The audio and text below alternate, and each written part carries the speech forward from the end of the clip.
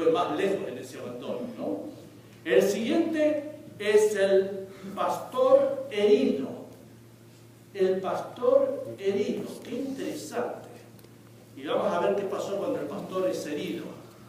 Y el siguiente es Jesús, el Rey de toda la tierra. Amén. Es el capítulo 14. Bueno, empecemos con el 8. ¿Qué cosa más hermosa?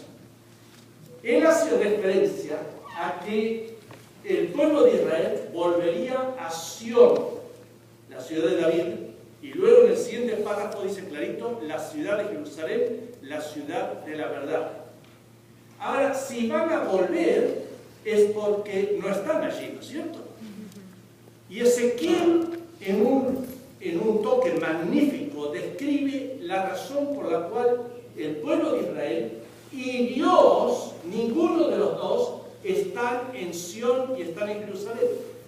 Serían tan amables de abrir sus Biblias en Ezequiel, capítulo 10. Ezequiel describe ese momento y lo hace también con palabras muy bonitas.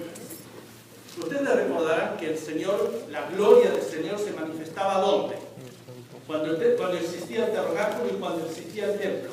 ¿Dónde era que se asentaba la presencia de Dios? En el lugar santísimo. ¿Y en qué parte del lugar santísimo? Shekinah. ¿Quién lo dijo? Alguien lo dijo por la Shekinah. ¿Qué significa la Shekinah? La gloria de Dios. Y estaban entre los dos ángeles. ¿Qué clase de ángeles eran ellos? Querubines.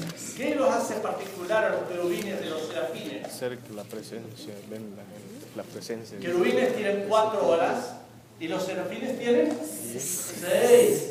Qué belleza, ¿no? En Isaías 6, ahí está Isaías que es llevado en visión, usado al cielo, y él ve a los querubines con 4, se cubren el rostro con 2, y ve a los serafines con 6. Y ellos están alrededor del trono de Dios, sirviendo a Dios continuamente, y alabándolo a Él. Bueno, la presencia de Dios está con estos querubines, y entonces algo pasa. Miren Ezequiel capítulo 10, versículo 18. La gloria del Señor se elevó por encima del umbral del templo y se detuvo sobre los querubines. Está hablando, haciendo referencia a ellos. Y mientras yo miraba, los querubines desplegaron sus alas y se elevaron del suelo, y junto con las ruedas salieron y se detuvieron en la puerta oriental del templo del Señor. Qué interesante, hasta describe la puerta oriental del templo del Señor. La gloria de Dios de Israel estaba por encima de ellos. Se retira, Dios se retira de estar en el templo. ¿Por qué se retiró de estar en el templo? Eso es lo más trágico que puede existir, de que Dios no esté aquí, en el templo. Venimos a adorarlo a Él, pero no está. El pueblo de Israel había rechazado a Dios con la idolatría, con su rebelión. Dentro del templo habían introducido toda clase de orgías. Era algo espantoso. En el tiempo de Manasés hasta trajo un Baal y él quemó sus propios hijos en los brazos de Baal. Había prostitución masculina de un lado del templo, prostitución femenina del otro lado del templo. Era parte del culto de adoración. ¿Pueden ustedes imaginarse algo peor que eso? Y finalmente el Señor dijo, basta de esto. Y se levanta y se va. Y cuando la presencia de Dios no está allí, no hay más protección, no hay bendición, no hay nada.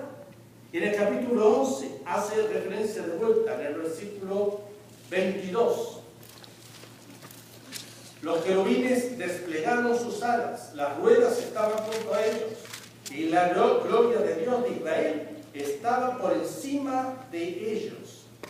La gloria del Señor se elevó de en medio de la ciudad y se detuvo sobre el cerro que está al oriente de Jerusalén.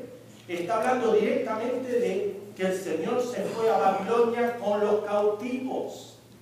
Y es interesante, en el libro de Éxodo, cuando se erige el templo, el tabernáculo, dice que Dios estaba con ellos y entre ellos. la palabra tabernáculo es estar entre ellos. Y ahora el tabernáculo está entre ellos en Babilonia, en el corazón del pueblo de Israel. Pero no está en Jerusalén. No está en Jerusalén. Pasa el tiempo y los objetivos de Dios se van cumpliendo de a poquito, muy pacientemente, muy lentamente, tan lentamente como nosotros estamos dispuestos a abrir nuestros corazones a Dios. Y entonces en el capítulo 43 de Ezequiel, si tienen la bondad de ir al 43, hay buenas nuevas. Hay buenas nuevas. Y ese es el cumplimiento en Zacarías, está haciendo referencia a esta referencia de Ezequiel. Ezequiel 43, versículo 1. Entonces el hombre me llevó a la puerta que da al oriente. ¿Se acuerdan que el Espíritu de Dios fue hacia el oriente? Y vi que la gloria de Dios de Israel venía del oriente en medio de un ruido ensordecedor, semejante al de un río caudaloso, y la tierra se llenó de su gloria. ¡Qué bárbaro! ¡Qué extraordinario! ¿No? Pero sigue un poquito más en el versículo siguiente, al final del siguiente. Me incliné en tierra. Y versículo 4, y la gloria del Señor entró al templo por la puerta que daba al oriente. Entonces el Espíritu me levantó y me introdujo en el atrio interior, y vi que la gloria del Señor había llenado el templo. Alabado sea el Señor vuelve al templo. Y en Zacarías capítulo 8 hace referencia de que dos cosas: de que el pueblo de Dios volvería del cautiverio a Jerusalén y que Él volvería también con el pueblo de Dios. Qué hermoso, qué hermosa aseguranza hay allí, que a pesar de nuestras rebeliones, de nuestra indiferencia, nuestra falta de fe, lo que fuere, el Señor sigue trabajando y usa cualquier medio, cualquier manera para lograr sus efectivos, porque nos ama tanto. Y en Zacarías, bueno, vamos al capítulo 8. Capítulo 8. Noten esta expresión. Versículo número 2. Así dice el Señor Todopoderoso: siento grandes celos por Sión. Son tantos mis celos por ellos que me llenan de furia. ¿Cómo es? Tiene tantos celos, pero llenan de furia. Él tiene celos por usted y tiene celos por mí. Yo no sé por qué, honestamente no sé por qué. Cada mañana cuando me despierto digo: Señor, yo no entiendo por qué me quieres tú tanto. Y no entiendo que me hayas escogido como uno de tus siervos. Pero te lo agradezco infinitamente y ayúdame a ejercer la misión que me has llamado a cumplir en una manera que traiga honor y gloria a tu nombre. Pero no lo entiendo. El amor de Él es tan extraordinario, es tan excepcionalmente hermoso. Y entonces dice: te quiero tanto, tanto, que hasta me da furia. ¿Por qué le daba furia? Le daba furia porque Él había permitido a ciertos gobernantes, a ciertos países, tomar posesión de Israel, llevar al pueblo cautivo para que aprendiera lo que durante la bonanza no querían aprender. Cuando han aprendido al menos algo, o al menos un grupo de ese grupo grande, vamos a ver que solamente un tercio del grupo grande aprendió lo que debía aprender, y entonces el Señor se pone celoso, súper celoso, porque los países que llevaron cautivos a Israel abusaron esa responsabilidad y maltrataron al pueblo de Israel. Y ahí hay una lección muy bonita, que cuando alguien maltrata a un hijo de Dios, Dios se duele. Dios se duele. Cuando a veces nos maltratamos entre nosotros, Dios se duele. Y no pasa impunemente esa situación en los ojos de Dios. Por eso tenemos que ser muy cuidadosos cuando hablamos de otros creyentes. Cuando somos bondadosos o gentiles, o somos rudos, no queremos perdonar lo que fuere. El Señor se duele. Él es celoso por nosotros. El primer mandamiento, ¿cómo es el primer mandamiento? ¿Se dan cuenta? Hay solamente un Dios y ese Dios es Él.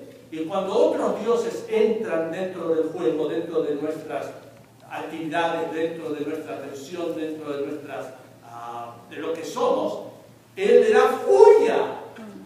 Él es celoso, Él quiere ser el único y el más importante en nuestra vida.